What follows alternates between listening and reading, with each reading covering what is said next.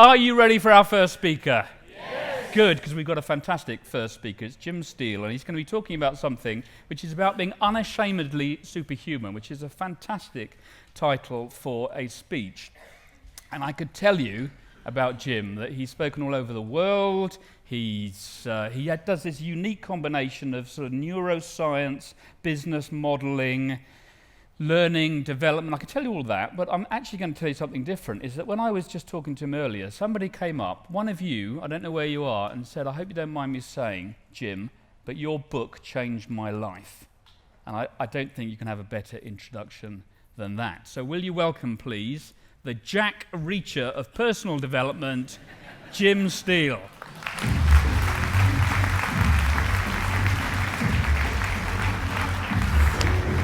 Okay, thanks very much. So I want to set this up before I start with a very simple example of what the next 30 minutes is going to be about. Just go with this for a second. Stay seated. Put your right arm up as high as you can get it. I just want to see what your best is. That's my best performance, as high as it goes. That's your best. Okay, good. Now hold it there. Now 1 second. Ready? A bit more. So where'd that come from? That's my best, Jim. As high as it goes. That's all I've got. Bit more. What, that bit? There's always a bit. And what this is about is, well, what is that? It's a conceptual process of thinking about, well, what is that extra, we might call it potential. Now, I want to be very mindful here. What this isn't, it sounds a little motivational, unashamedly superhuman. I want to reassure you that I'm not going to be trying to motivate you this morning. It sounds a little bit, it's a bit like, I'm not going to be saying, reach for the stars. I'm not going to be saying you can be anything you want to be. Go for the impossible. Frankly, you can't, really, can you? Not really. We get a lot of that on shows like The X Factor, the early shows. And these kids actually think they're going to go and dominate the world music industry. And you go, look, I can't fault your enthusiasm. Your determination is to be applauded. Your tenacity, it couldn't be better. But you can't sing, can you? You can't ignore that. And they go, yeah, but I want it. Well, of course you want it. We all want it. But you've got to be able to sing. You can't just turn up and go, I'm bullish. So this is not about getting pumped up. This is not about, I'm not going to be saying, be positive. I'm all for being positive. But I'll tell you honestly, when I started selling back in '94, my first job was in sales, selling insurance, working business to business, cold calling door to door. And after a full day of failure and rejection, I'd ring my boss and I'd go, I've had a nightmare of it. He's a lovely guy from Chicago. I've had a nightmare of a day. I've sold nothing. In fact, I've lost business. I've got one more call to do. I think I'll leave it till tomorrow. And he'd say, come on, Jim, make the call, finish on a high, try and motivate me. And I go, look, no, I know what you're saying. I'll be fine tomorrow. And then he'd say every time he'd say, come on, Jim, from Chicago, be positive. That's what he'd say, be positive. Now, the thing is, you can't argue with that. You can't go, no, right? But at the same time, that's not helping me. That's not helping me. I know be positive. I want to be positive. But how do you do it? How do you switch it on? Do you ever get those days when you think, I've earned this depression and I'm going to have it, frankly? and the last thing I want to hear is someone going, where's your enthusiasm? No, I understand. And the intentions are good, right? But what I need is a strategy, not a strap line. I want a process, something I can test. If he'd said to me, Jim, here's what you do. Do this, this, and this. Do these 3 things in this order. You're going to feel so focused. You're going to want to make the call. That's what I wanted. I wanted a process, a strategy, not a strap line. So that's what this session's about. It sounds a little bit bullish, unashamedly super. And by the way, hopefully in the next 30 minutes, there's a challenge to be met here. I've got a challenge, and I've got 30 minutes. I've picked quite a sizable topic, becoming superhuman, right? And we got 30 minutes. But your challenge, I suppose, is just to test some of the observations. I've got some data. I've got some things that I've observed that seem to be relevant. But, the relevance is whether it's relevant to you, whether you can see it being useful. So everything that I say, we're going to test, and we're going to judge purely by results. Let me give you an example of how I'm going to test some theory, some observation about achieving something that's at least surprising. Now, I first saw this a number of years ago. You might have seen it before, you might even have done it. If you haven't, it's a ridiculous thing to try. I was in Shanghai, I was at a conference down there, similar sort of size, about 1,000 people, give or take. At the end of the show, and I was on right at the beginning, I stayed around because I knew that what the close was, the finale. The finale was a group of Shaolin monks right, who were coming on to do their show, like an acrobatic martial arts display. You ever seen the Shaolin monks? These orange outfits. I mean, it's amazing, a demonstration. The finale to the finale was the Grand Master. And the Grand Master would come out. And as he's about 80, this guy. He practically floats across the stage. He gets to the middle of the stage and gives it that shh, summons up his chi. And with that, the spotlight goes across the stage, and on comes one of his helpers. And he's got a quiver of arrows on his back. And he pulls out an arrow and goes like this, holds the feathered end in the palm of his hand, and the tip lands right in front of this guy's throat, the Grand Master. Didn't even blink. And he goes, turns like this, and you can see it sink in that little socket, and then with no hands, jumps at this guy and snaps the arrow with his neck. And I'm sat in the audience, I'm thinking to myself, why would you want to do that? But the crowd's gone nuts. They loved it. And I thought, well, you can't argue with results. As a conference closed, that's clearly a winner, right? I've got to find out how to do that.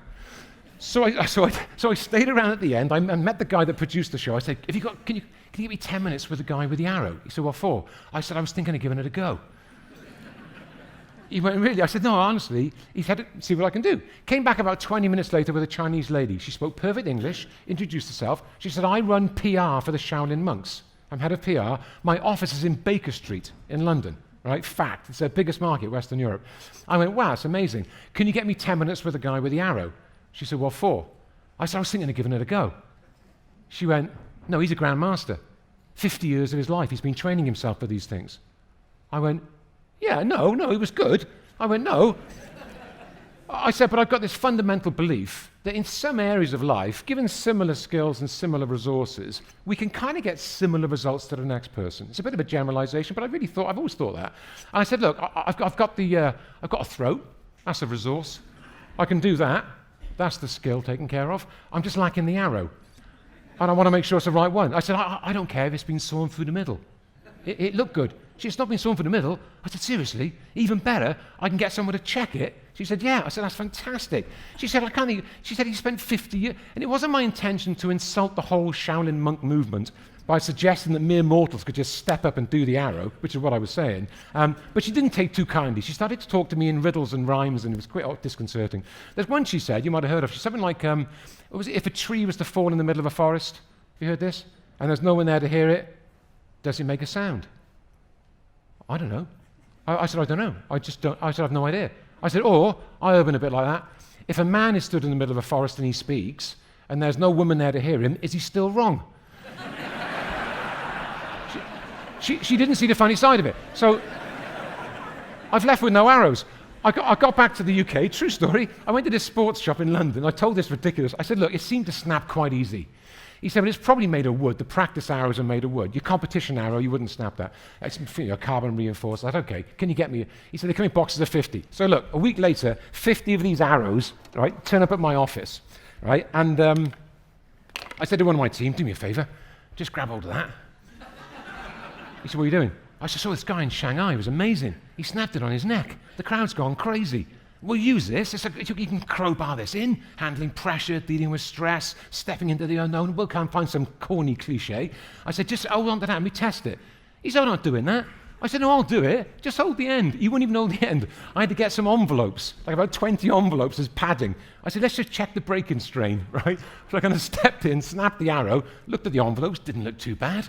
Grabbed a few more, whittled a few away, got another arrow, snapped it again, took a few more away. This went on for about 2 quite intense hours of activity. After which, and after a reasonably short stay in hospital, I've learned how to snap the arrow with my throat, and I feel pretty confident I can get 2 of you up here, before I wrap this up in about 20 minutes, to do that. Just for a bit of fun, right? Now, who's going to do it? Well, that's an interesting question. So I thought what I would do to make this simple and make it easy, I've not got much time, is I've got 2 names from the delegate list, right? So if I give you the names, I can either give you them now or at the end. What would you rather? No? I'm going to save it. I'll tell you why. No, if I tell you now, I get 2 people like that for the next 20 minutes. Go back, I missed a bit. Everyone else kind of goes for a snooze, so I'll save it. But what you cannot do is you cannot not respond, right? You respond, because I have got 2 names, and I am going to call them out, and you know one of them's you, don't you? No, you'll say after, I knew it'd be me. I knew it'd be me. So because you know it's going to be you, you cannot not respond. Something has to be going on now. Your reactions are starting. What I find interesting are the different types of response. 3 general types. I'll give you the first type. I like to call these the ninja stud warriors, right? These are the ones, I can already see you through your body language. They're always starting to give it that, like that. They're kind of warming up. They're like going, mate, I'll do it now. Save yourself 20 minutes. You always get those people, just game for it. The second kind of response, I can see a few of you, you're probably thinking, well, it's a gag, isn't it? It's a joke, isn't it? He's not going to do it on your throat. You kill someone. There'll be some punchline at the end. He's just winding us up. Right? And that's fair enough, by the way. I think, we call that ignorance is bliss, don't we? And I go, if it's making you feel good, just go with it, right? It's probably not going to be you, right? You're probably going to be all right. The other ones, the last ones I find most interesting. These are the ones that just get angry. These are the ones starting to give me the eye. How like that? No one said arrows to me this morning. They're the ones thinking, I don't care if I'm on your list, mate. I ain't fucking doing it. Now look, it doesn't matter what your current response is. Why? Because we're not doing it right now. When will your response matter? In about 25 minutes. When the cold steel hits your throat, your response becomes relevant, right? Now, all I want to try and utilize is that metaphor to create some relevance. So I'm going to give you some content, some observations, some ideas that just sit below this title, Unashamedly Superhuman. And by the way, what will evolve in this short session is the superhuman bit isn't in question. The challenging bit is adding unashamedly before it. And I'll kind of explain what I mean by that as we go into this session. Going back about maybe 7 or 8 months ago, I was in the States, in San Francisco. I did some work with Google, and they were talking about a project which they'd done called the Flow Genome Project. And the Flow Genome Project was effectively a study of what seems to contribute towards the high end of performance across all sorts of sectors, all sorts of scenarios, whether it's business, sports. There were a lot of special forces there, and I'll discuss them in a second, talking about intense environments, situations where you need to rely on your own capability. And they looked at it from so many angles. They asked this question, why I asked you to do this, and go, what's that all about? Because they asked the question about potential. And what I want to try and do is get behind what is an abstract potential. How much of your potential are you tapping? If I just think about that for a second, what number sort of sits well with you? I'm not going to ask you, but think about that. How much do you think you're tapping out of all that's possible? What number do you think you're currently at? I don't know how you're arriving at that number, by the way. And I'm not talking about effort. Let's say you're giving maximum effort, but that's a different question. How much of your potential do you think you're tapping? Now, one thing I can probably predict quite confidently is none of you are thinking 100%. I doubt anyone sat there thinking, I'm tapping all of it, mate. I'm tapping everything. It's all showing up. I've got nothing left. Right? Don't raise the bar. I've got nothing left to spend. You're not thinking that. You're thinking, well, there's something there. Now, but it's an abstract. And what I'm trying to do is get a little sort of concrete behind that. Well, what does that mean specifically? And if you're going, well, I'm tapping 65%, well, the fact that you already know that and you think that's true, I'm going, well, where's the other 35? What is that? What's getting in the way of that? I mean, literally and specifically, so we can find a way to access it. During the project, they talk about, when I say the flow genome, this thing called the flow state. I'm sure you've heard of that. In sports, they call it getting in the zone. Those days you get when you're on a roll, when you're on fire, when you say the right things at the right time and everything seems manageable, right? All the shots hit the fairway if you're playing golf. Those days when things just fit, right? And they said, what is that? And it's a combination. And it's quite a delicate combination of getting the balance right between the size of the problem, the size of the challenge, the provocation, right, the arrow, if you like, versus the capability, both in terms of skill sets, mindset, attitude. You roll that all together, your capability is meeting the challenge, and you get into this flow state. If the challenge is too big for the capability, it becomes overwhelming. It becomes stressful. And performance measures drop. If the challenge is too easy for your skill level, it becomes a little boring and a bit dull, and the performance measure drops as well. So it's quite a fine balance getting into this. So why would I talk about, unashamedly superhuman? Where does it fit in this? Well, I'll tell you why, because it's tough. It's challenging out there. To do what we do, we've made this interesting selection for our lives. We've not chosen an easy route, right? It's a demanding role, what you do. And I'm not going to move away from that. I'm not going to suggest it's anything other than challenging, right? The arrow is relevant, right? In terms of the, it went back. The arrow is relevant, right? It's a problem. It's something that's got to be dealt with. And there's plenty of problems out there. If I look at some data around, the need for resilience in any function, there's plenty of data that would suggest there are things out there that can influence how we perform. There's a simple model that I got when I was talking to these special forces recently. They were talking about performance, and they said performance to us is it's a combination of how good you could be, potential, minus interference, minus the stuff that gets in the way. So if you can deal with the stuff that's in the way, if you can get rid of the arrow, well, get rid of the arrow. That makes perfect sense. Right?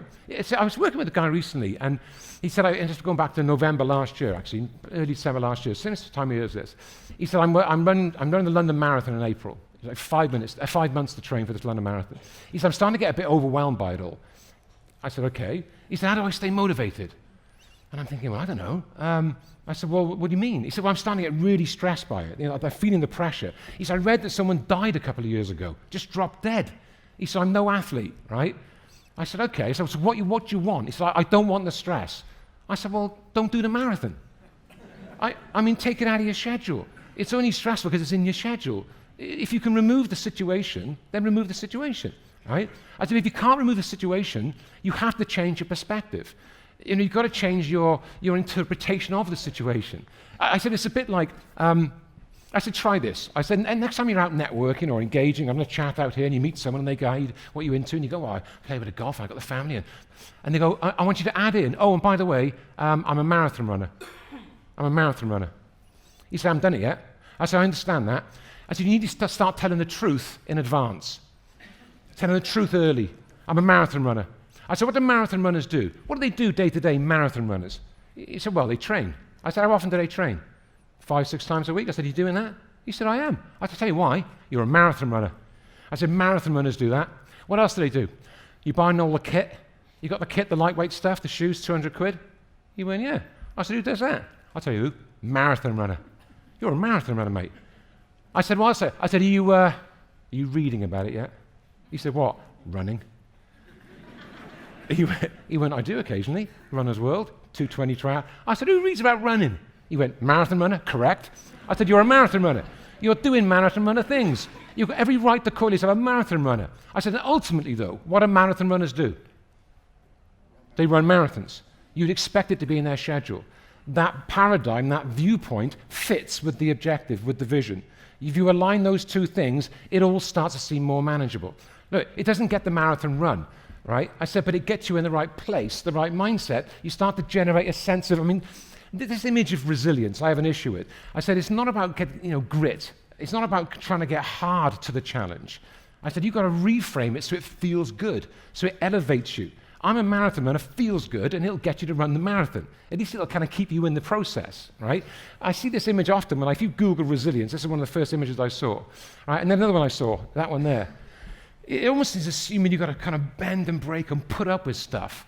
And I'm going, when I study high performance in any context, that really isn't the model, right? The model isn't putting up with stuff. Getting up here to snap the arrow will take more than resilience, right? And why I mention this, during the last 18 months, I've been looking at this topic around extreme performance. I read this, if there's a book I could recommend to you, it's this one, right? What Doesn't Kill Us. It's a guy called Scott Carney. He's an investigative journalist. His whole focus is on debunking people who say things that are outrageous, that make outlandish promises, certainly in personal development, right? And his whole thing is, back it up, prove it. This guy, Wim Hof, is one of the guys he was studying. He's called the Iceman. He's broken all sorts of crazy world records. He's mad. But what he said is, I've worked out a system, I've stumbled across this through being in the Arctic and in cold circumstances, which triggers this ability that's built into us that most of us never find. And this is a metaphor. In other words, the system built into our nervous system to handle extreme ranges of temperature, because we live at one temperature most of our lives. We've got air conditioning, we've got heating, we've got heated cars, we go from building to building. We've no need for this system. He said, in my world, I've found this ability. Now, I thought this was quite interesting, this hidden ability. And I want you to hold on to that thought for a second. What is this hidden ability that enables him, and I'm going to take this back into our world shortly, to perform in the most extreme, intense, high-pressure circumstances? right? The systems within. If I show you this slide and I say, can you see anything on here, any image forming on the slide, you may or may not get anything. It's quite abstract. If I go, well, what I want you to look for is the rhinoceros. There's a rhinoceros on the slide. I don't know if you can see the rhinoceros. I'll get out of your way, it'll be helpful. Now, some of you might go, yeah, I can see it. The majority probably thinking, I'm not getting anything. No rhinoceros. Right? Well, let's get a view. Who's got it? Who can see it? Okay, who's not seen a rhinoceros? So it's 3/4 of the room. So I go, let me help you out here. Just want you to know it's in there. You can see it now, right? So now I've given you a little more data. You can see it. I'll go back to what I showed you a second ago. You can probably pick it out now, right? The point being, it was always there. It was sitting there. But the fact that it was there didn't mean we could see it. And what I want to try and do is expose some undercurrents, some systems built into our nervous system that seem to be useful at handling pressure and stress. And when I mean, I don't just mean handling it and putting up with it. I mean thriving in high-intense situations. Because practically for most of us, when the pressure's on, there's a difference in high-stakes situations. It's a game changer. You know, the driving range is different to the first tee, right? It shouldn't be. But the fact is it is, and we work in a pressure situation, I would suggest, more often than not. So when I studied this guy and I started looking at, well, what is he on about? He uses cold to trigger this system. What does that mean to me? Not a lot. I'm not going to operate in that environment. Then I watched this movie. Anyone seen this film? Free Solo?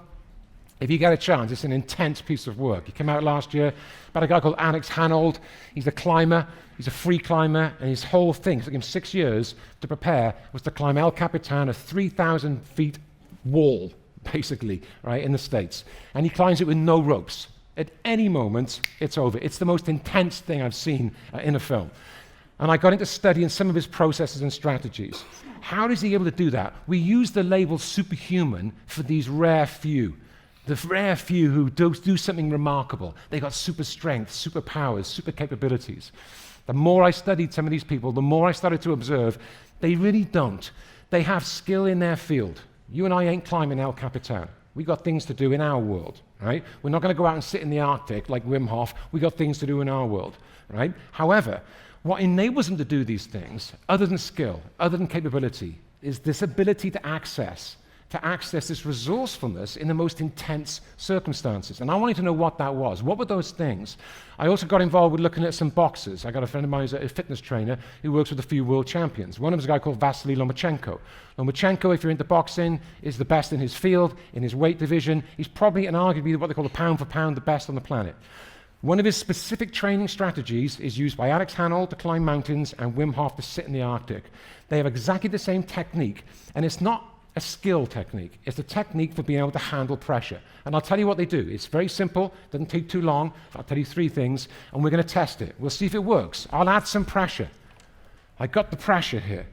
We got to just work out how do I respond to the pressure to ensure that I access all my resources. And then I got to trust that that'll be enough. So here, I haven't got names, by the way. I was joking. I haven't got 2 names. I'll get volunteers. There's always a few nutters going for a laugh, right? If I don't, I've got a backup plan. Now, I set this up before you got in here, and I hope you haven't spotted it, because some of you have got these flip seats. I thought, if I don't get a volunteer, what I'll do is I put a Post-it note, like a big one, like this sort of size, and under one of the chairs. There's 2 of them, and it says guest speaker, because I'm going to get you to come up, talk a bit about what your version of the arrow means to you, what's the challenge for you, then we'll snap the arrow, okay? So I want to just check to see if it's you. I remember one of them is. I can't remember where I put the second one. Can you check under your chair? If it's you, just be prepared to come up in about 5 minutes, okay? It's a big Post-it note. It says guest speaker under one of the chairs. No, I'm only joking.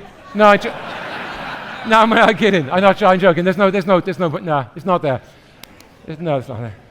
Oh, very funny. Oh, very funny, Jim. Jim the bastard. Now, for most of us, in the last 20 seconds, you would have had what we could call a state change. A state change is a reaction to a situation. Most of us didn't think, I'm going to control my response. We just responded. We just reacted. So if, for example, I go, there's a sticker under your chair, you can leave a quick presentation, then do an arrow snap. Until that point, just before I mentioned it, feeling all right. Yeah, not bad. About 6 or 7 out of 8. Couple of gags. No, I'm with it. He's nearly finished. About a 9 maybe. I'm feeling quite good, actually. Feeling all right. Yeah. What do you say? Sticker? Under the chair? What was it? Arrow snap? What? And a speech? What? Really? Now, for most humans, most of us, before we even check under the chair, we get a shift in our heart rate. Do you notice that? If you have one of these on, you'd see it. You'd see the numbers changed, right? Some of you get a little bit of heat very quickly. Now, when you check and see it's not you, then what happens? I haven't felt so good all day, right? 12 out of 10, right? They shift back, and it all starts to revert and shift again. None of it's controlled. It's the autonomic nervous system just shifting us to fight or flight in the moment, heightens the awareness, gets us ready, and that's fine. That works perfectly well. But you can't live in that state. It's too intense. It's overwhelming. It'll bring you down. Too much cortisol, too much adrenaline, right? When you see it's not you, all of a sudden it rebalances. Now, there never was a sticker. It was never going to happen. But the fact that it was never true doesn't mean your brain doesn't respond. Right? We have to react, right? And we all do. Look, my heart rate's now at 112 beats a minute. It's normally about 58 when I get up, about 80 when I'm sat there waiting. Now it's 112. Now, and I'm all right with this. But something's happened. Something's going on in my system without me even thinking about it, right? Now, what these three people did, Lomachenko, Wim Hof, right, and Alex Honnold, they used the process to train their ability in advance of the pressure moment. Train their ability so when they turn up, right, their reaction to the problem is optimum. The reaction to the arrow is composure, which is what we need under pressure. Composure, not confidence. Composure, relaxed, calm, ready. They train themselves to respond. This ain't going to happen accidentally. You get what you're conditioned to get, right? Now, all I want to do is go, what are those things that you do? And you're going to recognize this. You'll see yourselves in the content, right? So, pressure. Any moment where these three things align, it's important to you, there's uncertainty, and you're going to get judged. If those three things align, we get a sense of pressure. And I'm going, it's different for all of us. I'm not going to get into what that might be for you. I'm using the arrow purely as the metaphor. The arrow is the pressure point today, right? What does it provoke? Well, it'll provoke a reaction. That might be fight or flight, or it might provoke a reaction to get you to think consciously, focused, stay calm under pressure. I just want to know how you predict that. I want the data behind this. So if I show you this slide, this kind of explains my point. If you look at this slide, you've got these three individuals having a very different experience, right? One of them couldn't be happier, absolutely delighted. The next one's freaking out, wants to be anywhere else except here, and this one's just thinking, you know, when's lunch? I mean, it's like completely disconnected from the whole thing. And now, if you were to ask them, so why were you so stressed today? Or why were you so excited? Or why were you experiencing this sort of sense of boredom? What would they all say? Snake. They'd all say the snake. The snake freaked me out. The snake was exciting, right? They'd all blame the trigger for their reaction. And I'm going, well, that can't be true, can it? That can't be true. It's explainable. And by the way, it doesn't matter unless I want to feel different about the trigger, the arrow, the problem, the pitch, the close, the situation, right? The snake. So how do I recondition that? That's the challenge. And this is what these three people I mentioned do. They have these little techniques for reconditioning. So when the snake appears, when the challenge is there, the reaction time, yes, you get fight or flight, but it's minimal. Right? I mean, the brain has to go initially to fight or flight to a new situation. That's the natural reaction, and it's a good reaction. I mean, back in the day, if you're being chased by a velociraptor, you don't want to stand there going, what are my options? Right? You want to just run. You want to go fight or flight, adrenaline rush, cortisol, spikes the system, gives you a little bit of superhuman strength, quite literally, right? And then you get out of dodge. But for most of us, our problems aren't that threatening. The problem's a sticker under the chair. There's no one chasing you. There's nothing dangerous happening here. You're going to walk in and meet someone. There's nothing bad. But the brain doesn't think that. The brain feels the threat. It could be the competition. It could be the market. It could be all sorts of triggers, right? The brain just goes into that state of fight or flight, releases cortisol, the stress hormone, which is fine once a day, like back in the day. But you can't run on that. Adrenaline and cortisol will take you down. So, how do you re-influence this? How do I get myself to go, when I see the arrow, the problem, the trigger, yes, I go flight or flight, which is the reptilian brain, the old part of the brain, quick, you get a little adrenaline rush, and you'll feel it, by the way, like with the sticker under the chair. You get a little rush, nothing wrong with that. But it's got to stop within seconds.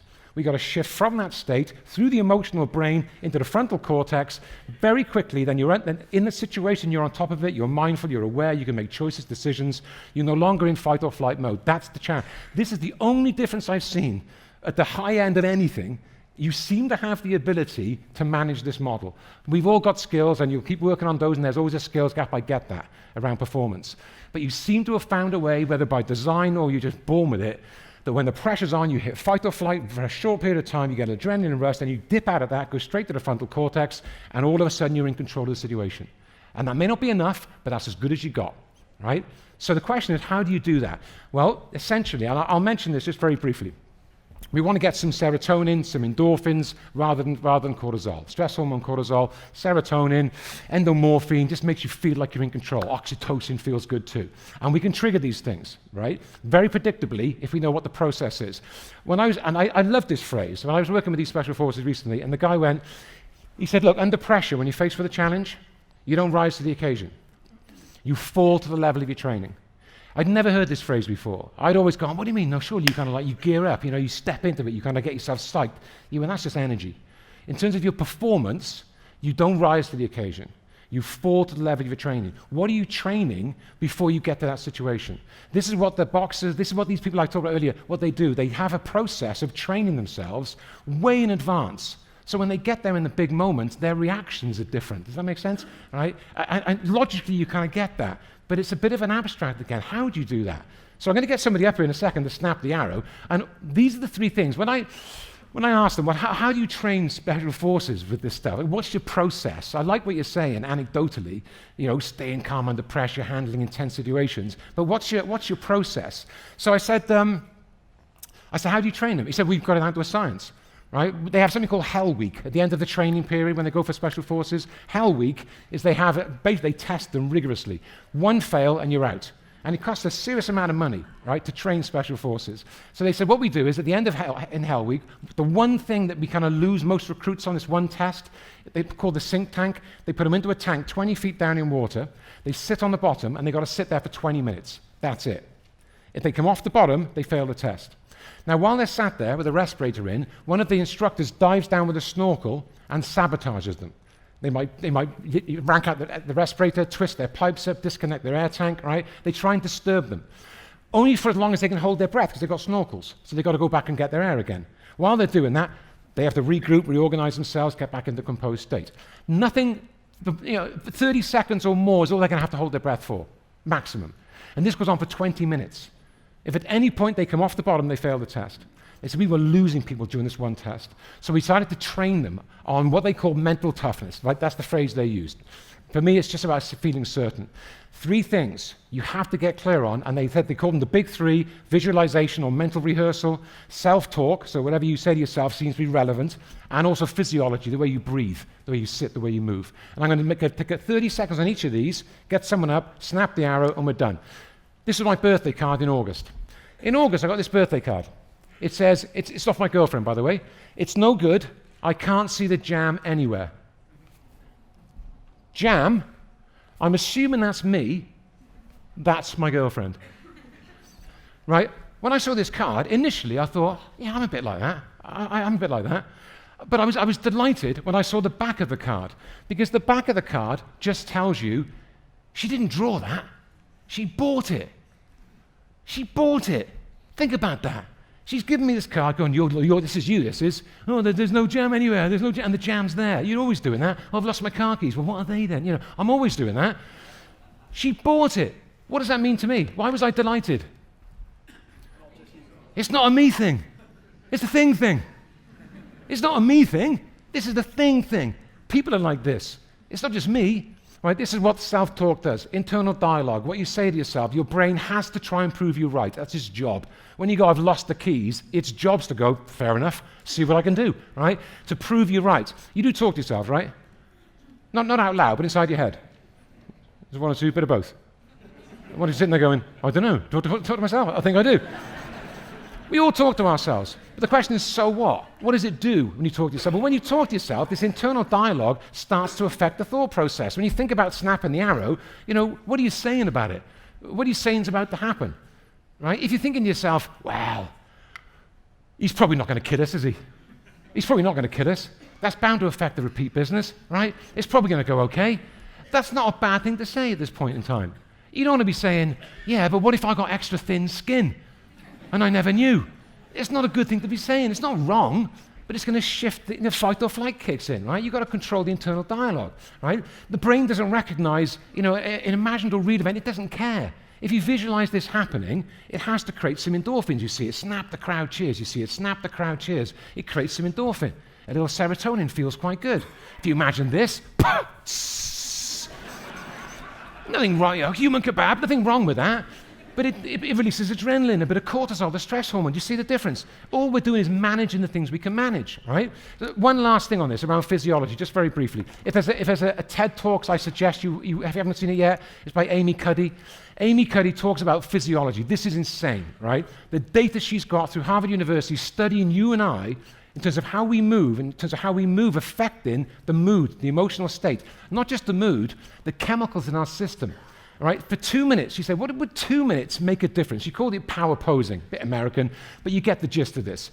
They have us walk into a situation, they do a swab test, saliva test, they test us for cortisol, the stress hormone, and also a little bit more sort of testosterone or oxytocin, which is like a comfort hormone. When you release that, you feel like you're in control, right? And then they have us sit for 2 minutes like that, for no reason.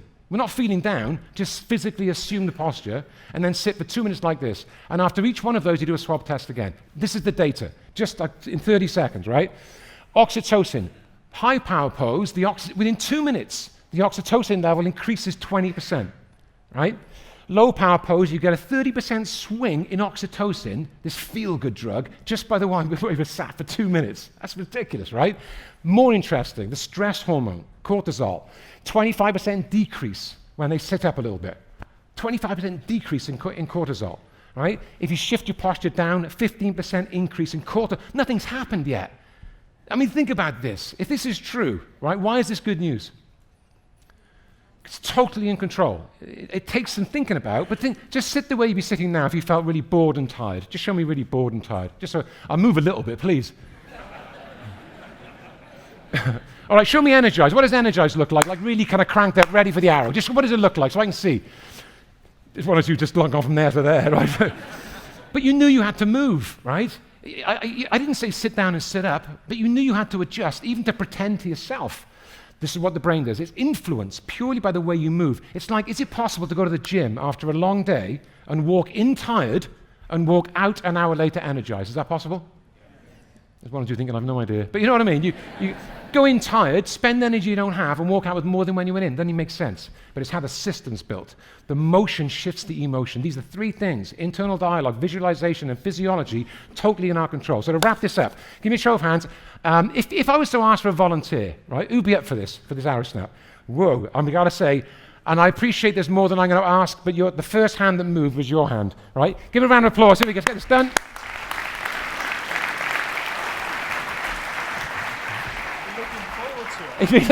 Now, I've been looking forward to it. You see, the difference is not whether you can or can't. The difference is how you're manipulating these three things. To get up here, this is done already, right? So just make sure it's real. Make sure it's not a phony arrow. Okay, it's unfortunately not. It's going to break. That goes here, right? It's called the sacroiliosternal notch or arrow socket. I'm going to say three things. I'm going to say take a deep breath in, right, and then let it go. Then I'll deep breath in again.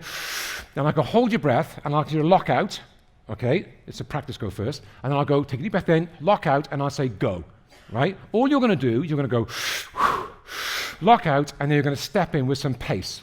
You can't go gradually, okay? You can't do that. It just hurts, all right? So you're going to have one foot in front of the other. I'll go deep breath in, there you go, deep breath in, lock out, and I'll go, and you go bang, like this. They cheer loudly, don't you? Okay, you've got a role to play here. It's quite an important role, okay? When he breaks the arrow, there's no real value in snapping an arrow with your throat. I get that. The value when you sit down is it feels good.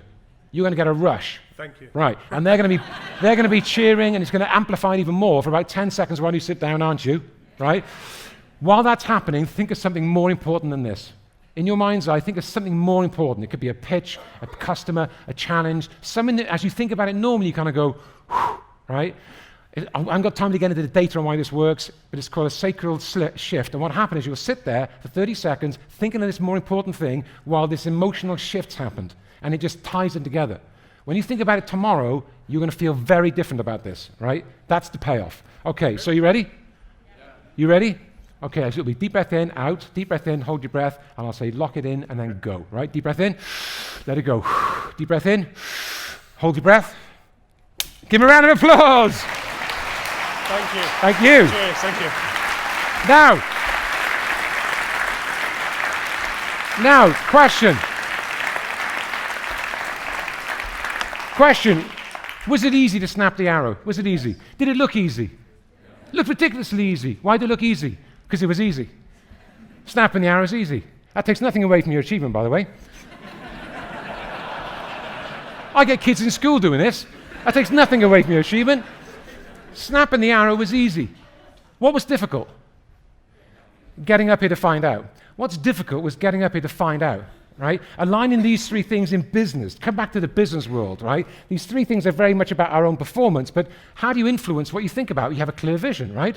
You get the right beliefs and mindset in place. You get the right actions in place. You revolve these three things around, and it starts to contribute towards mental rehearsal, self-talk, and physiology, right? This stuff just works. Whether or not you're superhuman, that's a ridiculous thing to say, and it is a ridiculous thing to say. It's not British, right? I'm superhuman. No one's saying that, right? But frankly, whether you're superhuman is not in doubt. The system is the system. We have access to this system. The question is whether I decide to be unashamedly superhuman. If I ask for a second volunteer, would it be easy to get someone out here now, yes or no? Right? And what hasn't changed? The arrow hasn't changed. You haven't changed. We're sat in the same room. Nothing's changed. But it has changed. Why? Because this has changed. You change this, you change the game. Thanks for joining in. Thank you for playing at the end. Have a great day. Thank you.